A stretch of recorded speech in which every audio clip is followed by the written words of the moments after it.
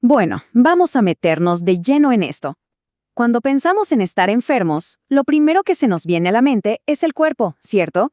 Un virus, una bacteria, un diagnóstico. Pero la historia nos cuenta que nuestra idea de la enfermedad es mucho, mucho más que un simple hecho médico. Es, en realidad, una construcción social. Y aquí es donde vale la pena preguntarse, ¿será que estar enfermo es solamente una cuestión biológica? ¿O es posible que la experiencia de la enfermedad, lo que significa y cómo la vivimos, haya cambiado drásticamente con el tiempo, moldeada por la sociedad misma? Y eso nos lleva a este concepto que es clave, la construcción social. La idea es que es la sociedad la que define qué es estar enfermo, quién es una persona enferma y hasta cómo debería comportarse. O sea, no es una realidad fija, para nada. Es una historia que está en constante evolución. Empecemos nuestro viaje en una época donde caer enfermo no era un asunto privado, para nada. Era un espectáculo público, un drama compartido que afectaba a todita la comunidad. A ver, durante siglos, la experiencia que dominaba todo era la de la epidemia. Plagas devastadoras que no distinguían entre ricos y pobres y que básicamente redefinían la vida y la muerte a una escala masiva. Y aquí es donde la cosa se pone súper interesante. La enfermedad se convertía en estadística, en un evento público. En Londres, por ejemplo, cada semana se publicaba la cifra de muertos. Imaginemos el impacto de eso. El dolor individual se disolvía por completo en una catástrofe colectiva, en un número que todos conocían y por supuesto temían. Esta cita de la época lo dice todo, ¿no? Captura perfectamente ese sentimiento de fatalidad. No había un paciente individual, sino una comunidad entera que se sentía sentenciada. La enfermedad era vista como una fuerza abrumadora, casi como un acto divino contra el que la voluntad humana no podía hacer absolutamente nada. Entonces, el punto crucial aquí es este. La enfermedad no le pertenecía a la persona, sino a la sociedad. Era un drama público, donde el individuo simplemente desaparecía frente a la magnitud del desastre, del miedo y, muy a menudo, de la supuesta intervención divina. Pero, de repente, algo empezó a cambiar. La enfermedad dejó de ser ese espectáculo público para convertirse en una experiencia personal casi secreta. Y este fue un giro fundamental en nuestra historia.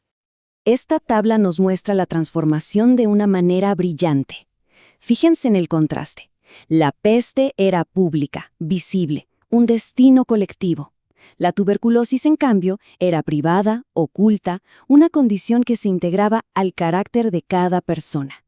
Ya no era una muerte súbita y anónima, sino una enfermedad lenta que redefinía la experiencia por completo. Claro, con la tuberculosis, la enfermedad se convierte en una especie de modo de vida. Ya no es un evento externo que ataca a toda la comunidad, sino una condición interna que define al individuo. La persona enferma deja de ser una víctima anónima para convertirse, ahora sí, en un paciente con una historia muy personal. Y este cambio, claro, fue impulsado por el ascenso de la medicina. La enfermedad pasó del ámbito de lo divino al de la ciencia. El médico reemplazó al sacerdote como la figura de autoridad, y la clínica se convirtió en el nuevo escenario donde se desarrollaba el drama de la enfermedad, pero ahora en privado. Y todo esto nos trae directamente al presente. Si la peste definió una era y la tuberculosis otra, ¿cuál es la experiencia que define a la enfermedad en nuestro tiempo? La gran transformación de nuestra época es justo esa, el paso de las enfermedades agudas a las crónicas. Hoy, para muchísimas personas, estar enfermo no es un episodio con un principio y un fin claros. Es un estado permanente, una condición con la que se tiene que aprender a vivir. Esto ha creado lo que podríamos llamar un nuevo trabajo, el trabajo de ser un paciente crónico. Implica un montón de tareas constantes y complejas que van mucho más allá del cuerpo.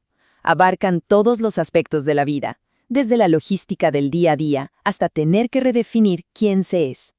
Entonces, después de este recorrido, ¿por qué es tan importante entender esta historia? Pues porque nos muestra que nuestras ideas más básicas sobre la salud y la enfermedad no son ni universales ni eternas.